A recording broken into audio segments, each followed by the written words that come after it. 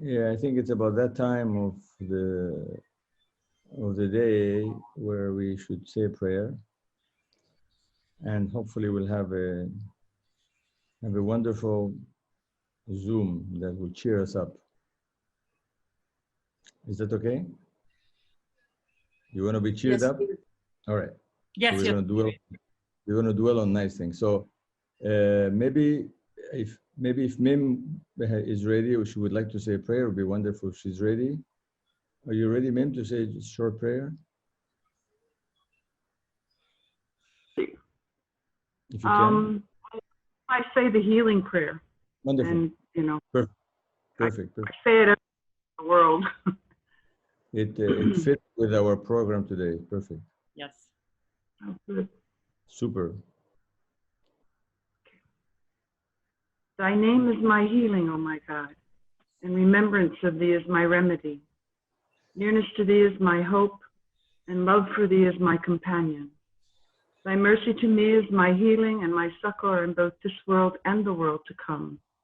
Thou verily art the all-bountiful, the all-knowing, the all-wise.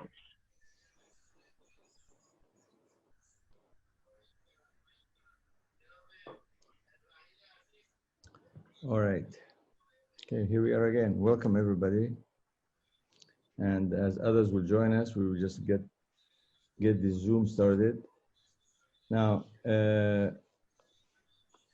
we are going to stay with our friend, Dr. Youness. Remember, we spent time on the memoirs, the memories of 9 years in Akká by Dr. Youness, Afroukhteh. So I guess Violeta told me that it was better not to leave him yet, and to see if we can have one more Zoom on stories that are mentioned in that book.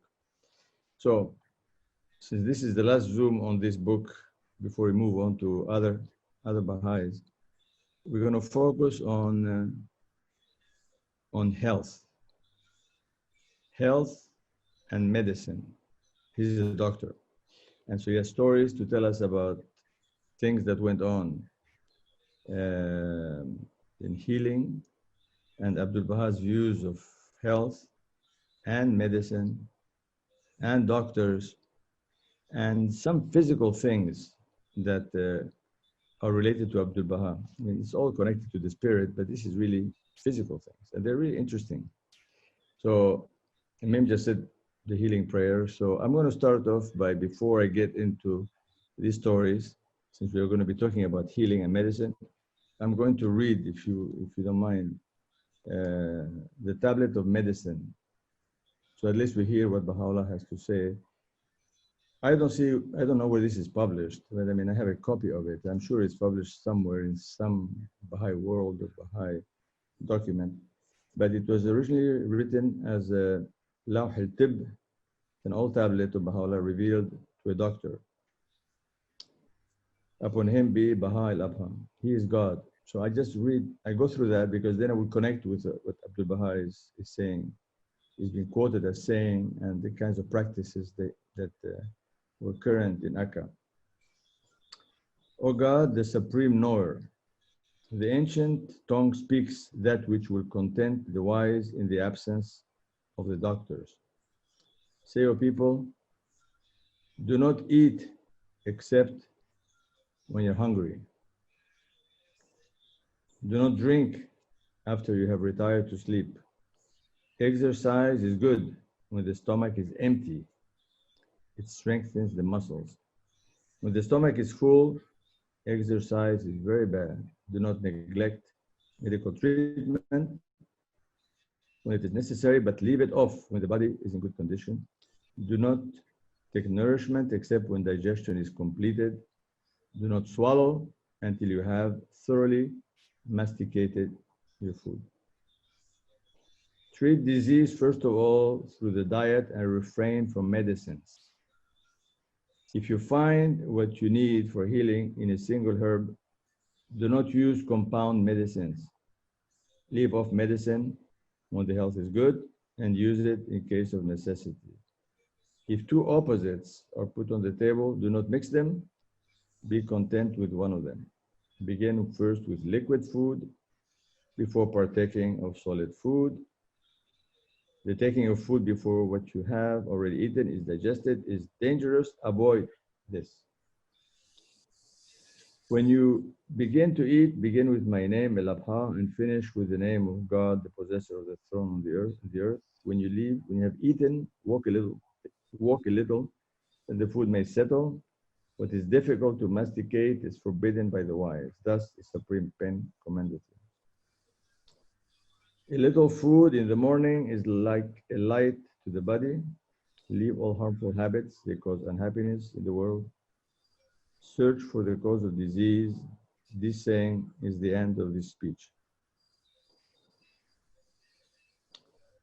Be content in all conditions. By this, the person is preserved from a bad condition and from lassitude. Shun grief and sorrow. They cause the greatest misery. Say jealousy eats the body and anger burns the liver. Refrain from these two as you would avoid a lion. To cleanse the body is essential, but only in temperate seasons. Should it be done frequently. He who overeats, his illness becomes more severe. We have arranged for each thing a cause.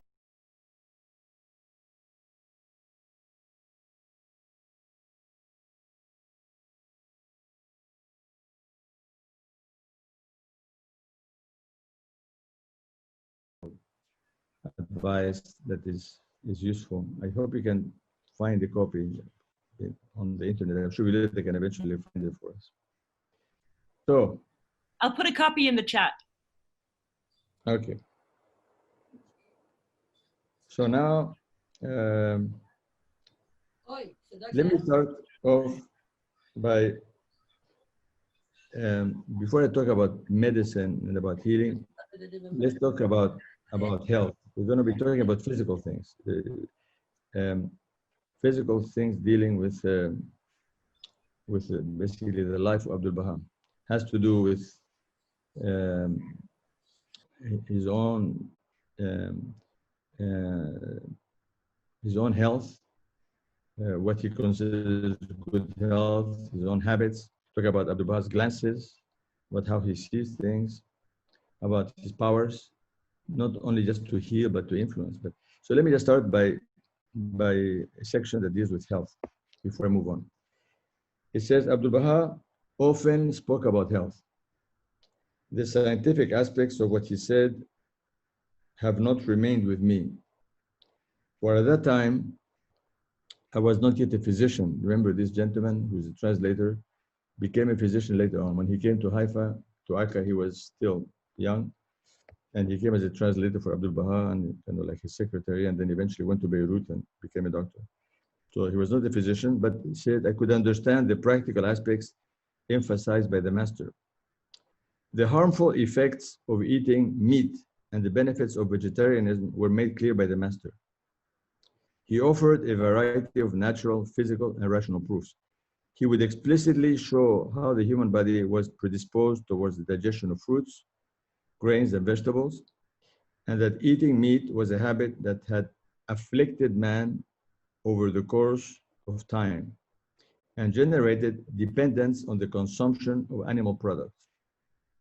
In fact, it was man's need and dependency that had prevented God's manifestation from officially forbidding its use. The master himself rarely ate animal products. One of the English friends had asked me to present a question to Abdul Baha about the Society of Vegetarians and to advise him of the master's response. Abdul Baha replied, the truth is that it is not befitting for man to be carnivorous.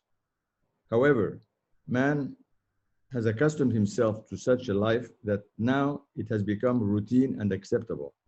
That is why its prohibition is not advisable at present. So that's it. We are vegetarians, we are not, it's okay.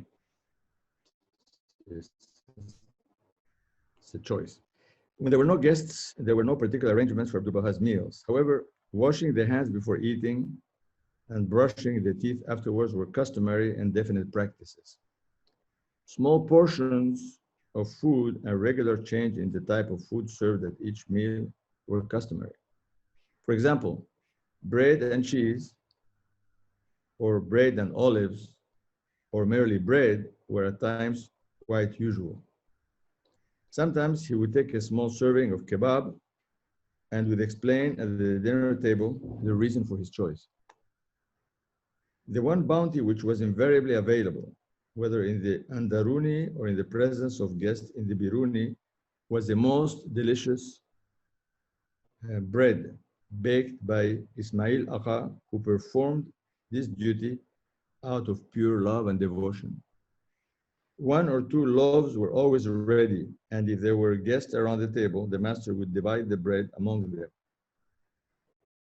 The bread was so delicious that it was possible to forego other dishes in its favor. I guess I'd like to know what that bread was. Whenever Abdul Baha sat at the dinner table, he spoke of happy things, and if Western believers were present, the answers to the questions were also presented in a state of joy and gaiety. In such cases, dinner time would last a long time. When served in the Andaruni, Abdul Baha's meals were very simple. The expenses of his lunch and dinner, if guests were not present, were much less than one could possibly imagine. Cleanliness and purity prevailed at all times. The master would take some water with his meals. These were generally the arrangements of meals served to Abdul Baha.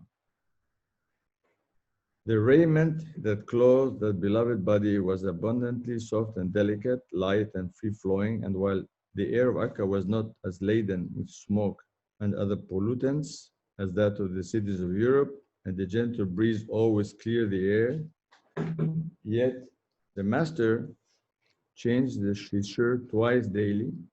This did not take much time, for it was not difficult to remove the Abba and the Kaaba and then put them on again, for they were comfortably loose and conveniently devoid of any superfluous buttons. The brightness and delicacy of Abdul Baha's shirts and headgear dazzled the eyes. Most of the master's clothes were made of cotton, quite inexpensive, and since the clothes were loose, his blessed body was always free. The shawl that he wore around his waist was soft and loosely held in place. The color of his clothes was generally beige or a bit darker. I never saw Abdul Baha in black or other dark colors. In brief, the master's good health, maintained through eating little and adhering to absolute cleanliness and simplicity, complied perfectly with the requirements of nature. After I had become a physician and was spending my vacation at Akká, I once checked Abdul Baha's pulse at his request. While at that time, the signs of age were quite apparent in the master's eyes and face, yet there was no sign of hardening of the arteries. I shall write more about this later in the book. Abdul Baha was hardly ever ill. He used to say that after the passing of the Blessed Beauty and the onset of the Covenant Breakers' activities, he had been afflicted with dulab disease for a few days. This was diagnosed as diabetes caused by a nervous disorder and lasted no more than a few days, after which he regained perfect health. In my last days in his presence, he sometimes caught a cold and ran a slight fever. However, that mighty will, that innate and heavenly power always maintained his delicate, precious, and celestial body in perfect balance and health. When in 1909 I was given permission to return to Iran, Abdul Baha was in the 65th year of his life. His body was straight as an arrow, and he enjoyed perfect health. He was the very embodiment of joy and cheerfulness. Okay, so we got an overview of the health of Abdul Baha and some of his habits, some of the things that he advised people, what he did, you know. So, so before we get into some medical stories, I would just like to mention something about now. Towards the end of the book, the author speaks of, he wants to describe the indescribable. And he's trying to talk about Abdul Baha's, the way he looks at things, his glances, and try to interpret the different glances of Abdul Baha. Now, I don't know if I want to get into these glances of Abdul Baha. There are many glances. Now you have to get into the glances, Dad. We all want to Sorry? know. Now we all want to know about am I the only one who wants to know about the glances? I want to know too. So before I talk about the glances, let me just read the introduction of these glances. It's this is the only part I wanted to quote, but since you want to hear about the glances, let me tell you what the glances are. But he says, in any case, with trembling and feeble hand, I now present some samples of such secrets, sharing with the friends a few drops of that ocean. One is the effect of Abdul Baha's glance. Now, not a description of the master's eyes. She says such descriptions have already been recorded by many of the believers and are entirely true. It says, nobody, in fact, could look directly into Abdul Baha's eyes. Nobody could look directly into Abdul Baha's eyes. On his arrival in America, as recounted by members of his retinue, when the optometrist arrived to examine the master's eyes, he was unable to look directly into them.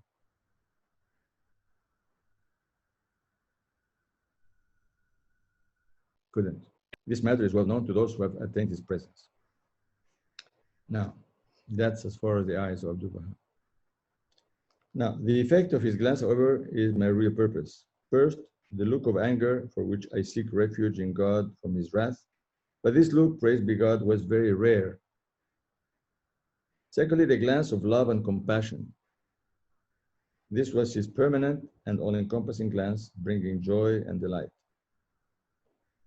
Third, the magnetic, captivating, and all-conquering gaze. On many an occasion, in the narrow, dark alleys of Akká, I have observed non-Baha'is followed as utterly attracted and captivated by Abdul Baha until dismissed by him. This glance had certain characteristics which I cannot even begin to describe.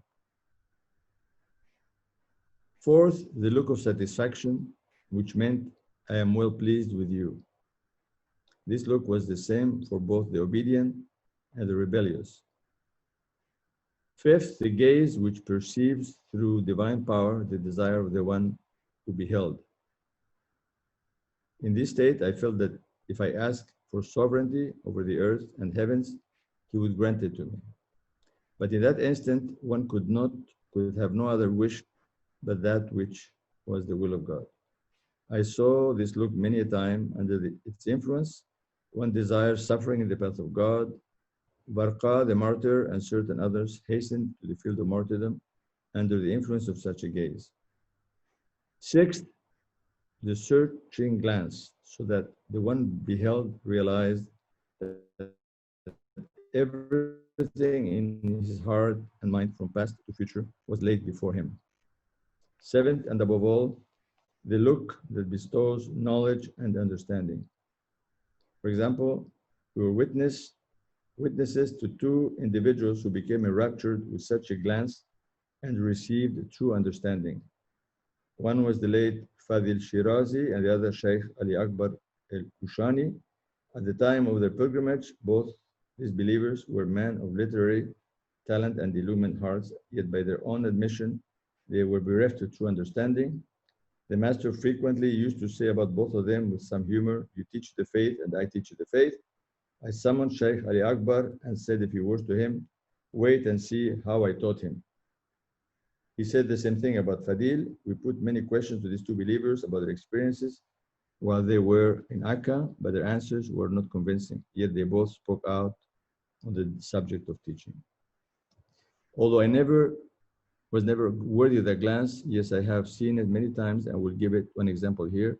One day, a number of us were accompanying the master to one of the houses where Bahá'u'lláh had formerly resided, and he was talking to us on a variety of subjects. Suddenly, and quite unexpectedly, he asked, Khan, how long have you been with us? 5 years, I replied. 5 years, he repeated. The time has come for me to cease speaking and for you to begin understanding. Protect the friends, go in the care of God, he remarked, and so dismissed me from his presence. At that moment, not only did I understand Abdul Baha's allusion, but I also knew what had to be done. Sayyid Mehdi al-Dahaji, known as Ali Akbar, outwardly seemed to enjoy Abdul Baha's trust, yet I knew that he was secretly a troublemaker and that unless he himself divulged his true intentions, the master would never expose him. At present, he had deceitfully gathered about him a group of innocent and naive young men from both the pilgrim and resident groups, and by recounting the details of his time spent in prison in Tehran and Baha'u'llah's sentiments of loving kindness and bounty towards him, had charmed and captivated everyone. But praise be God, by the grace of God, I was able to safeguard the friends. His expulsion from the faith, however, did not become known until 3 years later, when he himself revealed his true nature. This then was how Abdul Baha looked at us. As for how we looked at that all-powerful master, the words of Hafiz should suffice. How can any glance perceive you as you really are? Each one sees only what he can understand. So,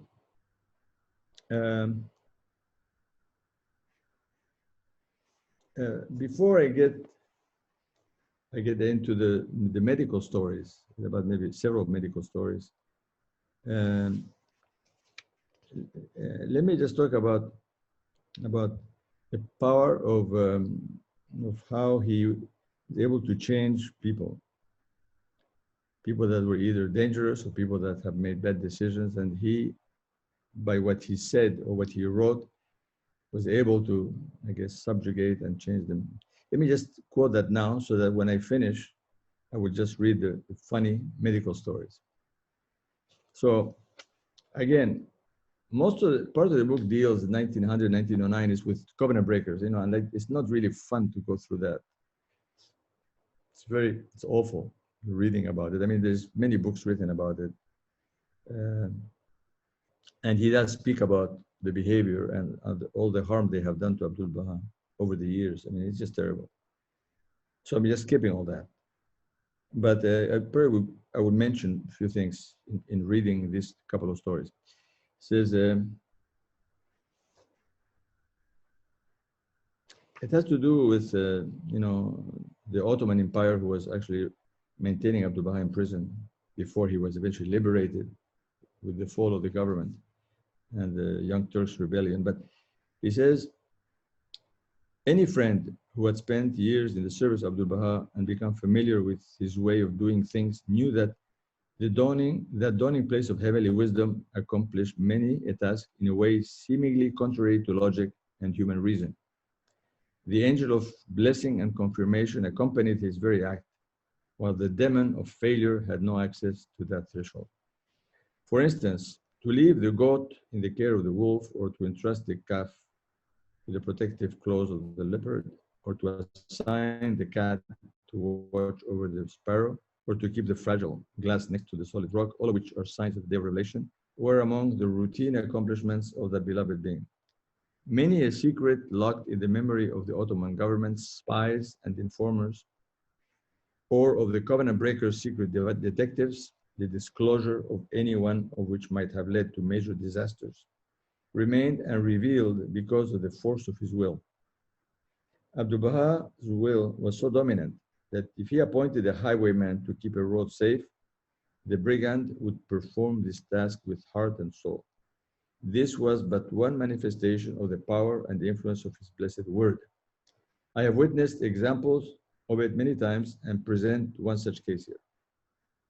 One of the second generation Baha'is of that community was a man whose childhood had passed without the benefit of proper training and discipline. Encouraged by the covenant breakers with whom he had established an intimate relationship, his youth had been spent in pursuit of worldly pleasures. He was so captivated by their fancy lifestyle that he kept aloof from the friends, gradually withdrew from the faith, and became a willing tool of the covenant breakers.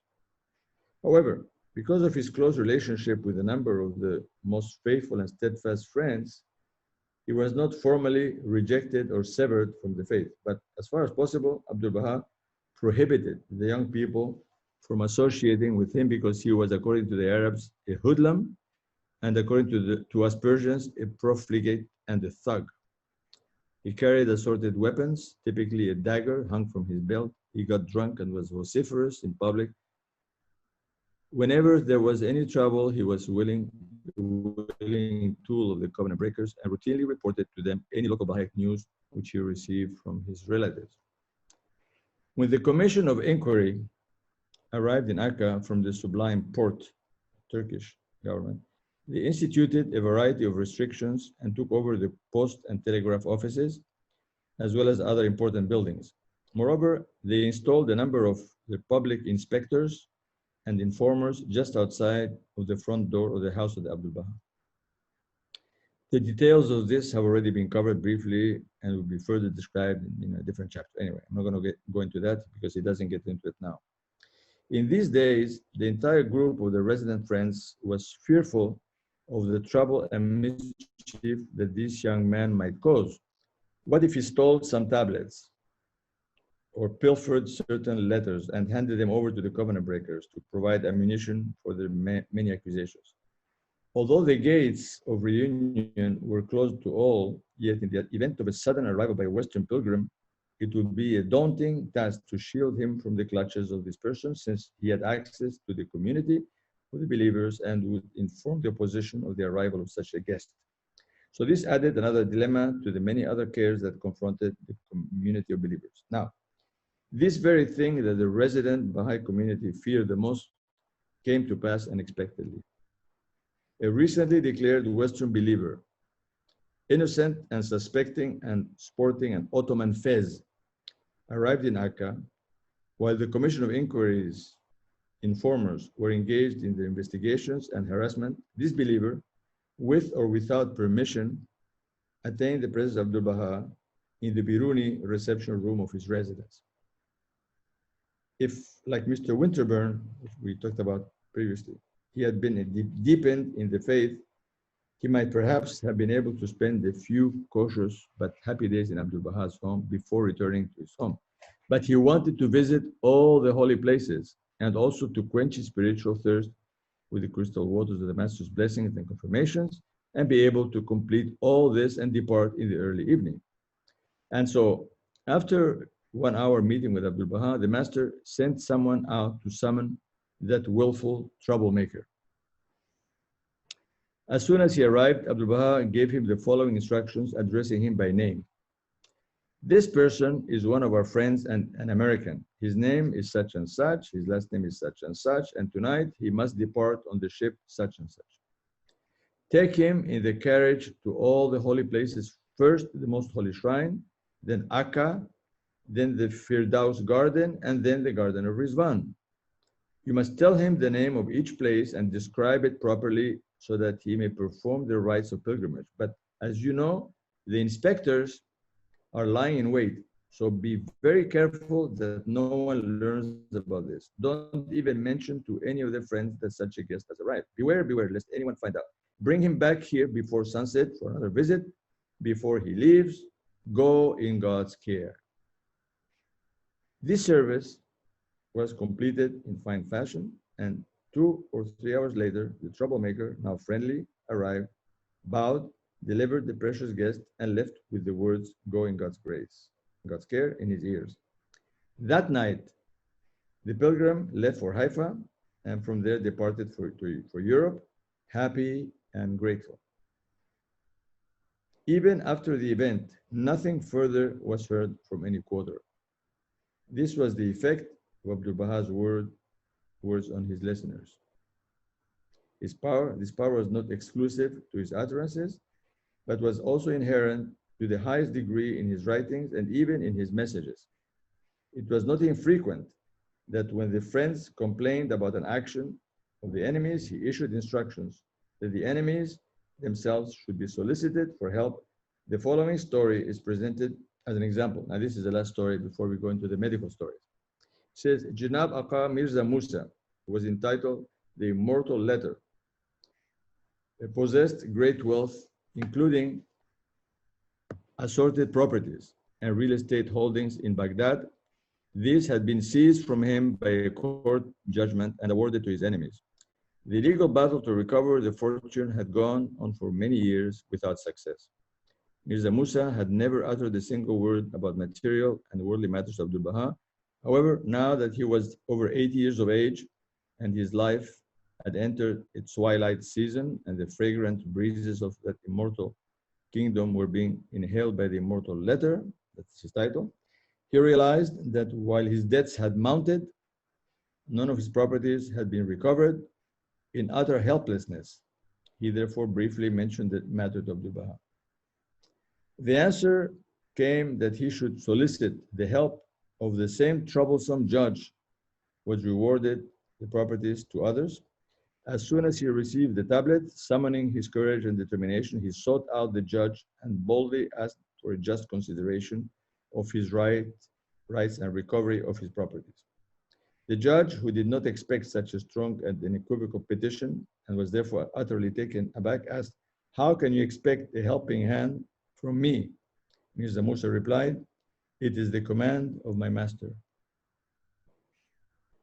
At this, the judge was visibly shaken. He asked to see the written command.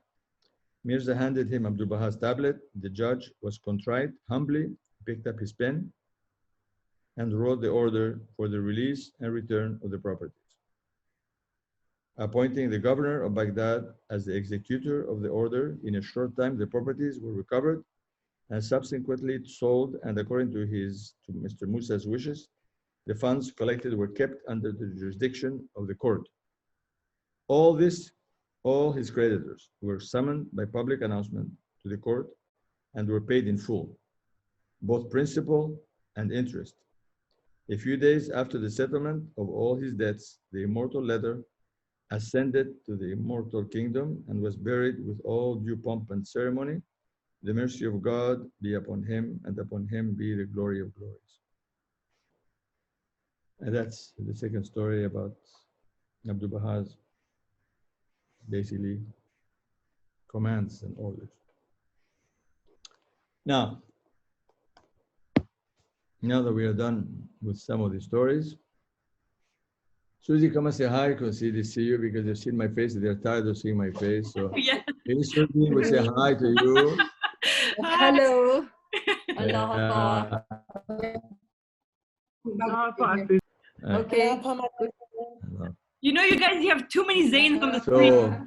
You have mom know, and dad and me and sorry. Mim. Mim is also a Zain.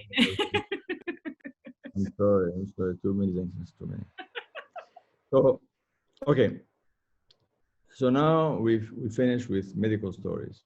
You already heard a lot of powerful things connected to Abdul Baha and the health advice and practices. So now, there's about 3, 4, 5 stories. They're all running into each other. Since turn the lights on. Excuse me. All right. I had frequently heard the master speak about the practice of medicine.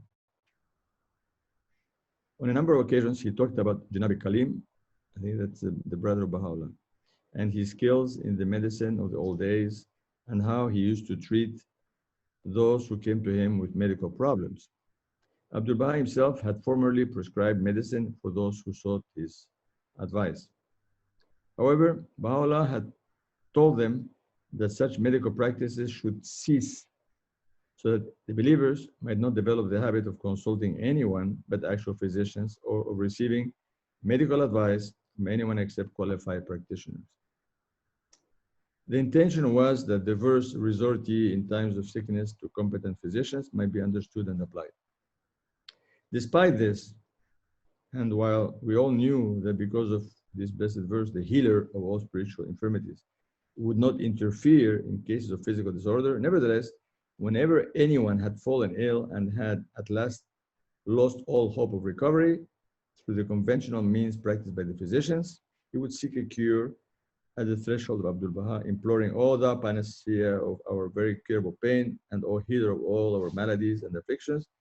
And since to disregard the plea or refuse an appeal had no place in the ocean of compassion, loving kindness, or that quintessence of generosity, and none had ever come away empty-handed or disappointed, so through the use of some material means or approach, he would impart healing to the supplicant. So Abdul Baha never really refused. What was even more astonishing was that non-Baha'is too, who had no knowledge of the principles and beliefs of the faith, applied even more than the believers for the healing balm of the Master, never losing hope in the eventual effectiveness of the prescribed cure. One of the remedies readily available to Abdul Baha, and one that could be freely prescribed for anybody, was a heavenly mixture with a delicious taste. It was nothing but a sauce made of pomegranates from the Garden of Rizwan. The Master would prescribe for the patient saying, this sauce is prepared from pomegranates picked from trees in the Garden of Rizwan, which have been blessed by the gaze of the Blessed Beauty. Whether the efficacy was due to the patient himself, or to the medicine, or to the will of Abdul Baha, I cannot say. All I know is the experience showed that this heavenly and tasty panacea cured many suffering patients. This subject had become a frequent topic of conversation in the pilgrim house. Another of Abdul Baha's methods of healing was through diet, or a simple reduction in the amount of food consumed. This, of course, is in line with today's scientific knowledge. But the third approach to healing on the part of that physician of the souls was a specific method. No psychologist can ever comprehend or discover this mystery unless he is one of those true and sincere believers who understand the power of the supernatural and possess pure and radiant hearts. I will now tell the stories of two people, one a believer and the other a non-believer. One was healed through material means, the other without the use of such means. The believer who was healed without resorting to any physical means was none other than myself, and the story is as follows. In the days when the late Dr. Aras Tu Khan resided in the pilgrim house, I suffered over the course of 3 to 4 weeks from a disease which caused the appearance of numerous boils and abscesses all over my body. Although the disease persisted and excruciating pain increased, I still refused as long as I could to ask Abdul Baha for a cure. The doctor called upon his whole range of skills based on his long experience, but without success. The older man of the community came to his aid, even suggesting remedies, but the pain persisted. One night, the pain grew intense and my incessant moaning and groaning so disturbed and annoyed the pilgrims that at 2 in the morning, we finally agreed to send Akká Muhammad Hassan, the servant of the pilgrim house, to the house of Abdul Baha and beg his assistance on my behalf. Whether Abdul Baha was asleep or awake at that hour of the morning, I cannot say. For by the time Muhammad Hassan returned, I had fallen asleep. The next day, I awoke around noon, feeling free of pain. By late afternoon, I realized that I could move about without much trouble. And since during the previous 25 or 6 days when I had been ailing and the few days that I had actually been bedridden, I had not attained the presence of Abdul Baha, I decided to walk ever so slowly towards the Dar Khani. In the front entrance hall, I found myself in his presence. He asked after my health and imparted to me words of kindness and sympathy. I decided it was a good time to ask for a definitive cure. He remarked, "Verily, well, but you must submit to bleeding."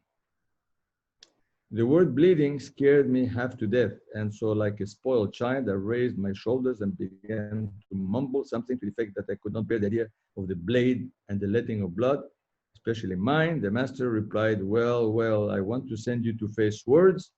You're afraid of losing a few drops of blood?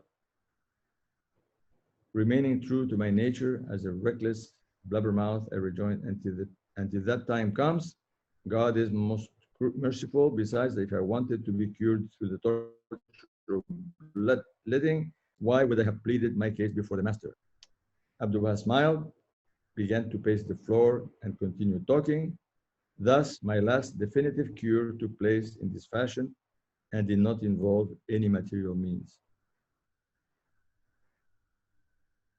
Now, the story of healing with material means is as follows.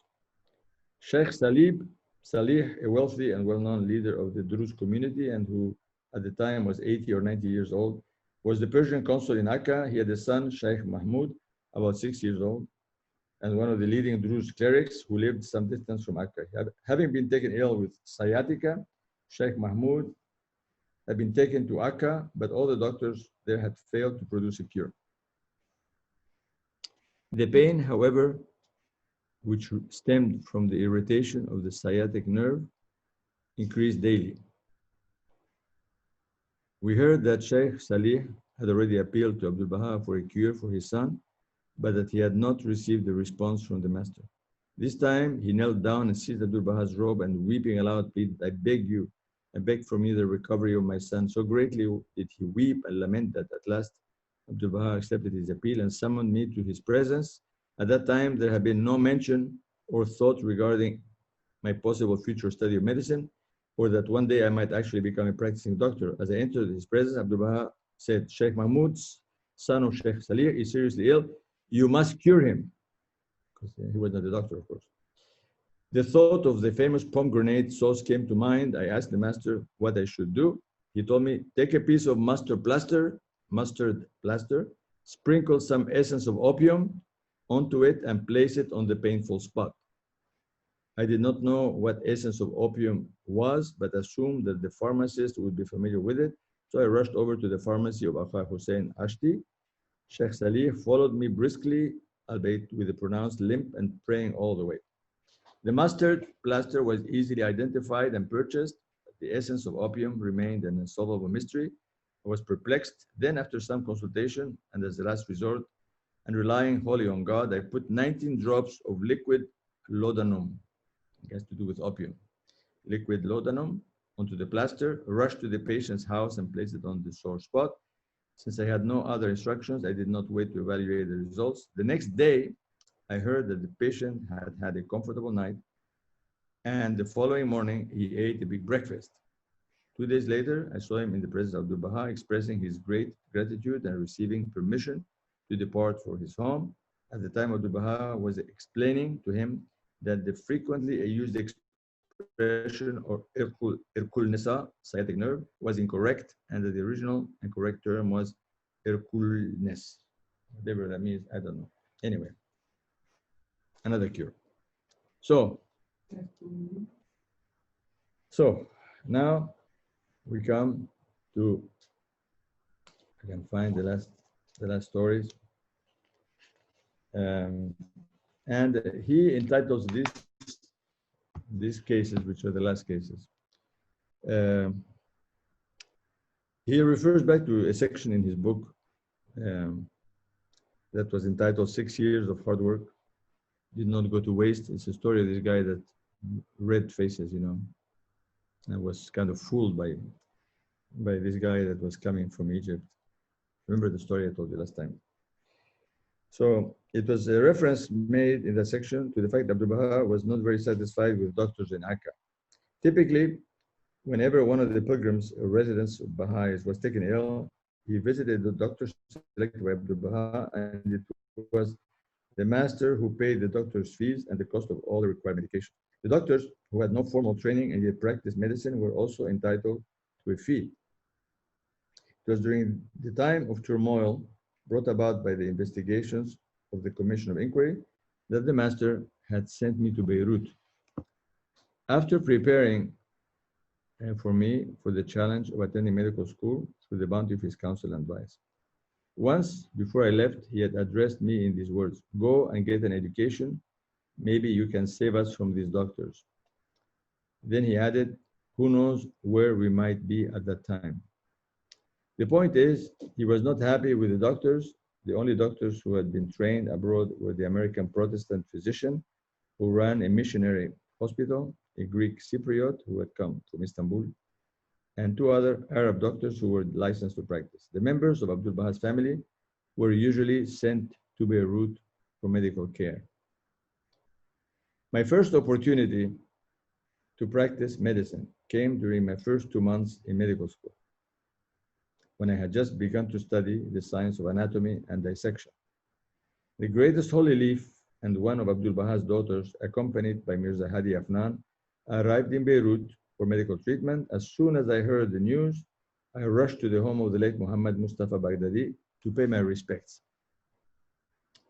The honored Afnan emerged from the inner apartment in an agitated state. She, the greatest holy leaf, has been visiting Dr. Debron for the last 2 days, but she's feeling quite poorly, he informed me. She's experiencing severe dizziness and nausea and asked that you should write a prescription and give proper advice for the condition. I have just begun the alphabet of medicine, I replied. How can I give any instructions when I know nothing? He went back inside to relay the message, but returned forthwith. Whatever it takes, you must give some advice. He pleaded. It is her wish that you should prescribe medication. No matter how hard I thought, nothing came to mind except expressions of helplessness and ignorance. When they brought her message for the third time, insisting on the same thing and emphasizing the same instructions, the honored Afnan made a personal plea. We have no power of our own. Healing comes from God. You prescribe something, maybe it is your good faith and strong devotion, which she feels will properly guide you. Without a second thought, I said, brew a pinch of mint tea, a mint-like tea, and have her drink it with candy sugar. Having said that, I sat down to wait it out. An hour later, they brought the happy news that the nausea had abated and that she had prayed for me in gratitude for my contribution. The next morning, I received the honor of being admitted into her presence to offer my wishes for her speedy recovery. It is a pity that the loving friends could not have been present at such an occasion. I was rewarded with a package of high-quality silk handkerchiefs, some candy sugar from the Holy Land, a bottle of attar of rose, and many kind words. So this was my first fee from my first opportunity to practice medicine before completing the requirements of the medical school. So that's how she was healed.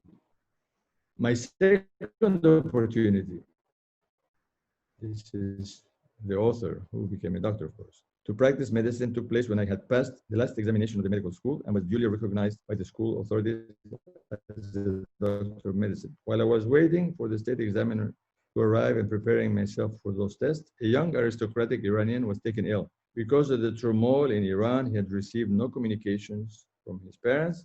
I undertook to treat this young man for 5 Turkish liras and made a personal guarantee that at a reputable pharmacy for the payment of all the medication before starting my treatment. In my first years at medical school, I had made a vow that when I completed my studies, I would present my very first earnings to Abdul Baha as an act of love and devotion. I was emulating the renowned Mr. Remy, who was studying engineering in Paris, had sent an amount of $9, his very first fee, to Abdul Baha. This was the same amount that he had granted to me on my departure for Beirut. At that time, I had no hope that my patient would receive funds anytime soon, thus enabling me to collect my first fee. However, since the arrival of the funds was still within the realm of possibility, and because my intentions were good and I had learned the true meaning of good fortune, my patient was cured within 2 weeks. The money was received from Iran. He paid his debt and the pharmacy and fulfilled his responsibility to me. I too stayed true to my vow and before long received the receipt for the amount from the sanctified threshold of Abdul Baha. This was the result of my second attempt to practice medicine before I was officially granted the license to do so. But oh, how I needed God's help on my third attempt. And this is the last attempt, and this will conclude this Zoom. The third attempt. When I returned to Akká, after completing the examination and receiving my license, I overheard a conversation in the pilgrim house to the effect that the center of the covenant was experiencing chronic fever. About an hour after attaining his presence and presenting him with my license, Abdul Baha, showering me with endless expressions of his loving kindness, told me, I run a fever every night. It is a nervous condition. Give it some thought. The idea of treating Abdul Baha as a patient had never occurred to me, and so I took his utterance as a kindly but humorous comment and bowed my head in response. 2 or 3 days later, while a few of us were in his presence, the master said in passing, at night I ran a temperature and developed severe headaches. Then addressing the servant, he said, Dad, can you read a little bit more slowly? 2 or 3 days later. You want me to start from the beginning? From the beginning of the Zoom, yeah. Yeah. God, No, this you is got nothing. Wait, I'm just speeding through here. Okay, I go slowly. okay. Thank 2 you. or 3 days later. Have you guys followed me so far, or have I lost you all? No, Have I I lost you follow. all? No? Yes? No. No. Okay, Alex. Alex is going to save me. Hi, Alex. So 2 or 3 days later, while a few of us were in his presence, the master said in passing, "At night, I run a temperature and develop severe headaches." Then addressing the servant, he said, "Prescribe something." Again, I did not think that Abdul Baha had actual medical treatment in mind. And in my heart, I said, he's quoting some poet. He says, may thy pain come to the hearts of all thy lovers. May their lives be sacrificed for thine. Must be a Persian, wonderful poem in Persian. That night, like the night before, he did not come downstairs. Next morning, Mirza Hidar Ali and I attained his presence. The master was in a happy mood, and so in turn, all of us were filled with joy and gladness. Suddenly he said, "Khan, whatever has happened, come closer and check my pulse." Since whenever Abdul Baha's hand fell into my grasp by chance, I would kiss it, and as he smiled at me, so this time too, I jumped at the chance with abandon, took his hand and kissed it 3 times, smiling broadly. He said, "My dear man," I said, "check my pulse." So I checked his pulse. It was like regular, quite regular and smooth, somewhat slow, but otherwise like the pulse of a young person. He said, "It is all right now, but at nights I have a temperature." He then rose and began to pace up and down the front area of the Biruni. After a few minutes, he summoned me alone in his presence and said, "Really, now prescribe something. I have been ill for more than a month." Only then did I realize that aside from bestowing kind words, he really was referring to actual medical treatment. Furthermore, he himself had already diagnosed the problem, and since I was never a shy or silent type, I boldly jumped at the opportunity and replied, "I have received from America a number of half-milligram sample pills of arsenate of strychnine." "Yes, yes, that is good," said the master approvingly. "I will immediately go to the pharmacy and prepare several doses of quinine for 4 or 5 days," I added. "Very well," he agreed. "Proceed." Overwhelmed, I ran all the way to the pilgrim house and then to the pharmacy, and in a world of excitement, I prepared the medicine, wrote the instructions for its use, placed neatly in a box, and returned. It was before noon, and Abdul Baha was still in the guest room. I presented the box. "Well," mused Abdul Baha, "so you want to put me under your medical care, and without a fee? You think I am going to take your medicine without paying the expenses?" He walked over to where Mirza Hyder Ali was standing and addressed him. "Listen to what Khan has to say. He's offering to treat me and provide all the medication for no fee. Many a physician has come to me, but I did not accept them. And now Khan, who became a doctor only yesterday, prescribed medicine for me today, and all for free?" The honored Mirza continually confirmed Abdul Baha's utterances by repeating bows.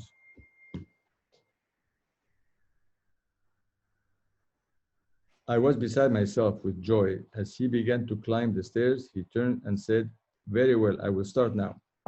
In the afternoon, we attained the master's presence again, but he made no further reference to the matter. Since in those days Abdul Baha did not normally receive the friends in the evenings, we too had reduced our expectations of being granted that pleasure. But unfortunately, that night, someone brought the news that he was very ill. It should be obvious how a newly qualified doctor would feel when faced with such tidings in handling his very first case. A few minutes later, someone else brought further news that Abdul Baha's condition had not improved. The joy and happiness of the late morning had suddenly been replaced by the horror of this hour. I was summoned to his presence. He was resting on the couch in the upstairs guest room when I entered. I cannot express the depth of my dismay and anxiety. "Nothing has happened," he said quickly. Then he asked about the exact components, one by one, of the mixture. Since I myself had prepared the medicine, I was quite certain that no wrong ingredient had mistakenly found its way into the mixture. I enumerated each component and its quantity. Yes, the quantity of the quinine must have been somewhat excessive. He said, do not worry. He went on to assure me, everything will turn out all right. After showering me with boundless expressions of loving kindness, he dismissed me with, may God go with you.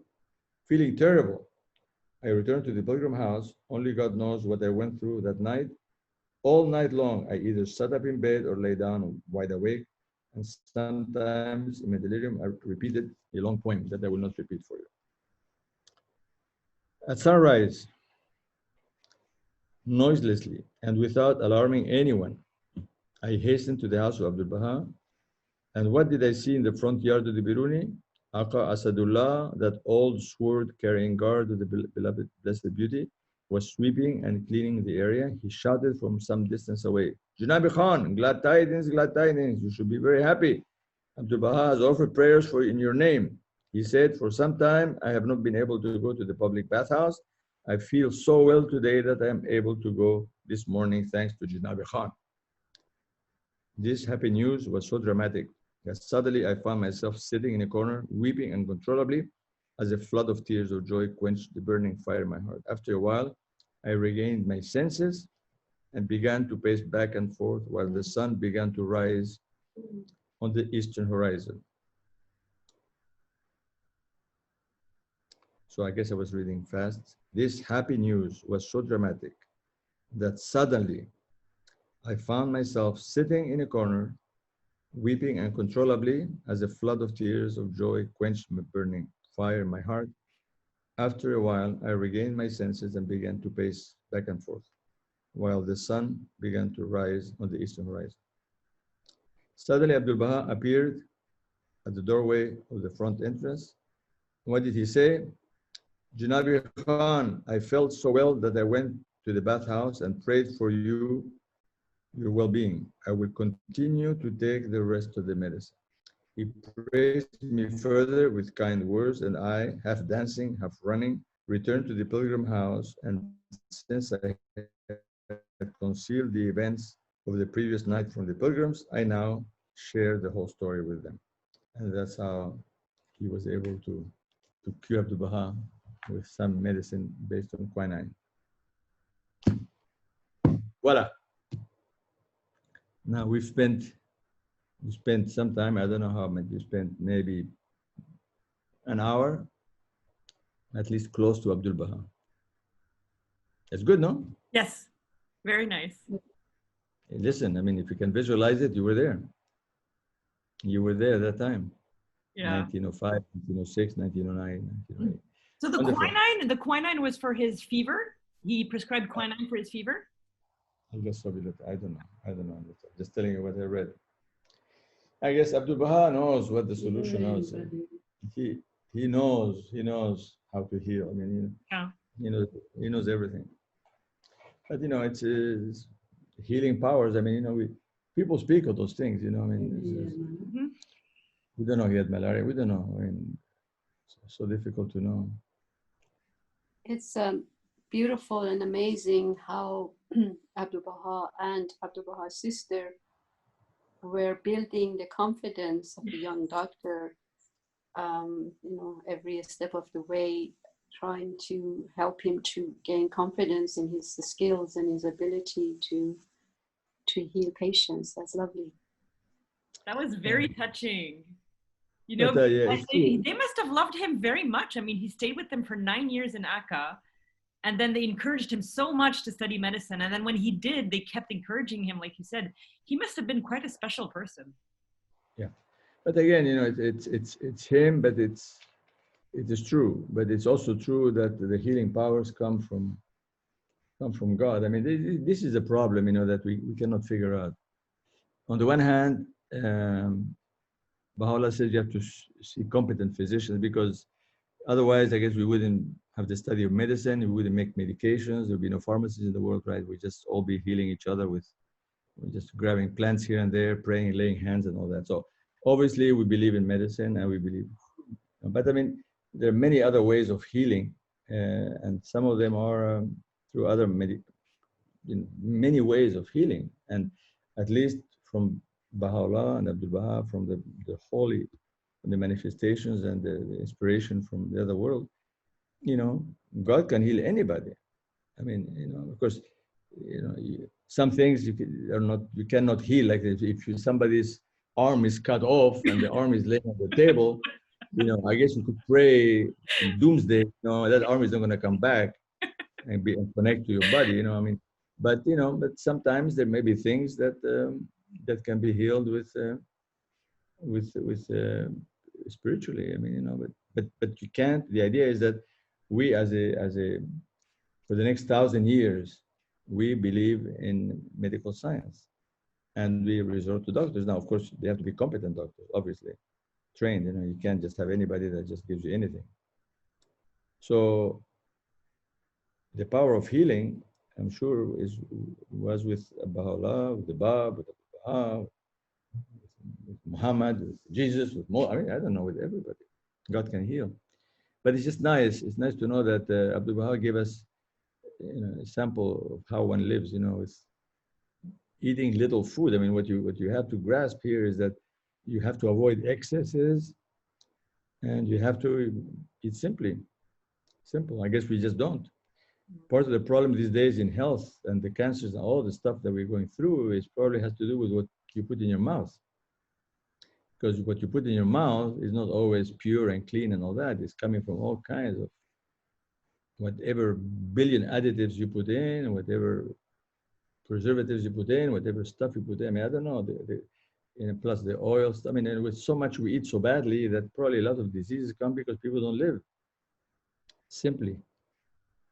I mean, I'm not suggesting we should all eat just bread and cheese, because you have to find what kind of bread. You have to eat pure bread, not just the white stuff. You have to be real heavy, the way God made it, without purifying it and taking all the wonderful things out of it. So I guess you could live with just bread and olives. Look at, when you talk about Dr. Muhajir, remember the stories about Dr. Muhajir? You know, in his travels, I mean, he would just eat bread and cheese, sometimes olives. He wasn't eating cheeseburgers and lasagna and all that stuff, you know. So, so one of the things that I find interesting in this Zoom, of course, it is because you are encouraging, so it makes me want to search. But what I'm trying to do is I'm trying to find stories of lives of people, because sometimes it's Abdul Baha, let's say, or the Greatest Holy Leaf, or whatever, or Hands of the Cause, and just Baha'is. I mean, we're not going to just go through the Hands of the Cause. I mean, there are all kinds of other Baha'is who had exemplary lives. So I guess the more we get into how they lived, maybe through their actions, through those lives, you can maybe understand the power of the faith and the power of the words, as opposed to, let's say, just concentrating on the writings, because I'm not doing studies on the writings. I'm not analyzing the hidden words or tablets or anything. We're just talking about people and how they live. Today, we just looked at Abdul Baha's dealing with health issues and medical issues. And through that door, you can go into the sources, you know, what the writings say about this and that. So they become, to me, it's more meaningful.